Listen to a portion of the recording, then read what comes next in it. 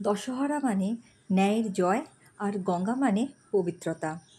কিছু অঞ্চলে বিশেষ করে বাংলার নদীবর্তী এলাকায় দশহরা উপলক্ষে গঙ্গা পুজো হয়। এই ভিডিওতে জানব দশহরা ও গঙ্গা পুজোর ঐতিহাসিক সংযোগ, লোকবিশ্বাস এবং আচার অনুষ্ঠান। নমস্কার, আপনাদের স্বাগত জানাই সত্য সংযোগ চ্যানেলে।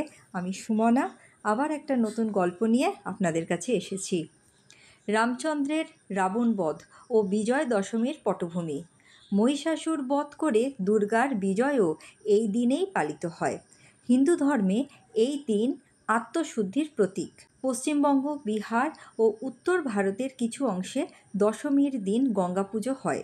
নদীর তীরে প্রদীপ জ্বালানো, ফল ও পুষ্প নিবেদন, গঙ্গা জলে অর্ঘ্য প্রদান। গৃহস্থ নারীরা গঙ্গা দেবীর কৃপা কামনায় উপবাস ও ব্রত রাখেন।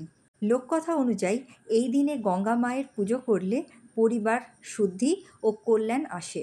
অনেক জায়গায় বিশ্বাস, শ্রীরামচন্দ্র নিজে গঙ্গার তীরে পুজো করেছিলেন বিজয়ের পর। গঙ্গা জল এই দিন মহাদর্শনের শক্তি ধারণ করে। 5ই জুন 2025 সালে দশহরা পড়েছে। এবছর বিশেষ তিথি অনুযায়ী পুজোর গুরুত্ব বেশি। এখনকার পরিবেশে এই পুজো আরও গুরুত্ব পাচ্ছে জলদূষণ রোধ ও পরিবেশ চেতনার কারণেও। গঙ্গা পুজো এখন শুধু ধর্ম নয়, এক সামাজিক উৎসব। দশহরা গঙ্গা পুজো আমাদের শেখায় নিজের ভেতরের অশুভতা দূর করে শুদ্ধতার পথে এগোনো। মা গঙ্গা ও শ্রীরামচন্দ্রের বিজয়, এই দুটি শক্তি আমাদের জীবনকে আলোকিত করুক। জয় মা গঙ্গা, জয় শ্রীরাম।